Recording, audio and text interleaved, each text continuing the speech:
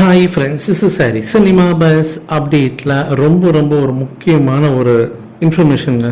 ஏன்னா இதை பேசி எனக்கு ரொம்ப அழுத்து போச்சு. ஏகப்பட்ட மெசேஜஸ் வந்து எனக்கு, அதுவும் குறிப்பாக நம்ம குரூப்லலாம் பார்த்தீங்கன்னாக்கா எல்லாருமே கேட்குற ஒரு விஷயம் மீண்டும் அதே தான். அமீர் கானும் நாகார்ஜுனாவும் அவங்க வந்து சம்மந்தமே இல்லாமல் பேசினாங்க.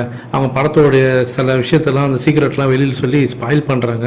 படத்து மேலே இருக்கக்கூடிய ஹைப்பே இறங்கிடுது. ஏற்கனவே இந்த மாதிரி தான் வந்து சூர்யா அவர்களோட படமும் சரி, அதே போல் இப்போ கமல்ஹாசனோட படமும் சரி, இப்போ ஹைப்பு கொடுத்து தான் படம் வந்து நஷ்டமாயிடுச்சு.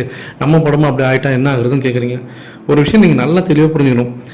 10 பாலில் 22 ரன் அடிக்கணும் அப்படின்னும் போது இஷாந்த் சர்மா வந்து அடிப்பார், பவுலர் இஷாந்த் சர்மா வந்து அதை அடிச்சு கொடுப்பாருன்னு சொல்லி உங்களை எவனா நம்ப வச்சானா, அந்த ஸ்கேமுக்கு நீங்கள் வந்து நம்பிட்டு போகிறீங்கனாக்கா அது உங்களுடைய பிரச்சனை. அது நான் அப்படி தான் பார்க்குறேன். இப்போ தங்க லைஃபாக இருக்கட்டும், இல்லை கங்குவாக இருக்கட்டும், அதெல்லாம் 1000 கோடி அடிக்கணும்னு ஒருத்தவங்க சொல்லி உங்களை ஏமாற்றிருக்காங்கன்னா சினிமா இண்டஸ்ட்ரியில் நீங்கள் அதை நம்பியிருக்கீங்கனாக்கா அது ஸ்கேமில் நீங்கள் விழுந்திருக்கீங்க. அதுக்கு நீங்கள் ப்ரே ஆகிட்டீங்க, அது வேறு விஷயம்.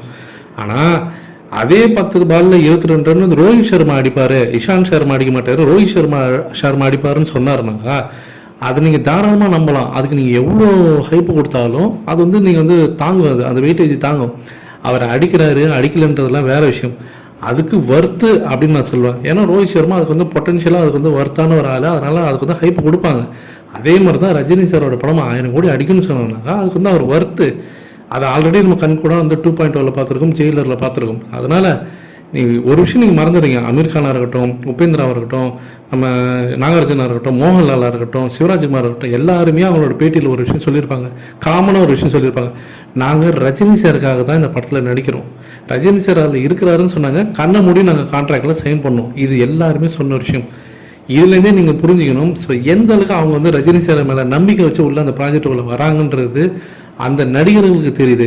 வெளியிலேருந்து பார்க்குற நமக்கு தெரியல. நம்ம தலைவரோட படத்தை பற்றி நாமளே டிகிரேட் பண்ணியிருக்கோம்.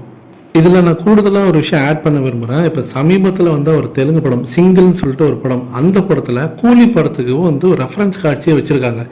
யோசிச்சு பாருங்கள், தெலுங்கு ஆடியன்ஸ் அந்தளவுக்கு ஒரு ஹைப்பு, அந்தளவுக்கு ஒரு எக்ஸ்பெக்டோடு இந்த படத்தை எதிர்பார்த்து காத்திருக்காங்க. நாம தான் இங்கே மட்டம் தட்டின்னு இருக்கோம்.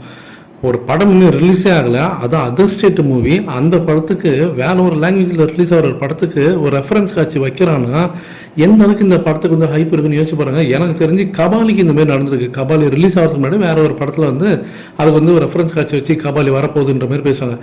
அதற்கு இணையாக இப்போ இந்த கூலி படத்துக்கு இப்போ ஒரு ஹைப் கிரியேட் பண்ணியிருக்காங்க. அதுவும் அதர் ஸ்டேட்டில் ஆந்திராவில் இந்த அளவுக்கு பார்த்தீங்கன்னாக்கா ஒரு ஹைப் இருக்குன்னா யோசிச்சு பார்த்துங்க. அந்த வீடியோக்கான லிங்க்கை நம்மளுடைய டிஸ்கிரிப்ஷன் செக்ஷனில் தந்திருக்கேன், மறக்காமல் போய் பாருங்கள். அதர் ஸ்டேட்டில் எந்த அளவுக்கு நமக்கு வந்து ஒரு பயங்கர எக்ஸ்பெக்டேட் இருக்குன்றது உங்களுக்கே தெரியும். நாம் இந்த படத்தை கொண்டாட தவறிட்டாக்கா மீண்டும் நமக்கு தான் இது லாஸு, மறுபடியும் ஒரு 1000 கோடி மிஸ் ஆகும். அதனால் நீங்கள் புரிஞ்சுக்கிட்டு அதுக்கேற்ற போல் நடந்துங்க ஃப்ரெண்ட்ஸ்.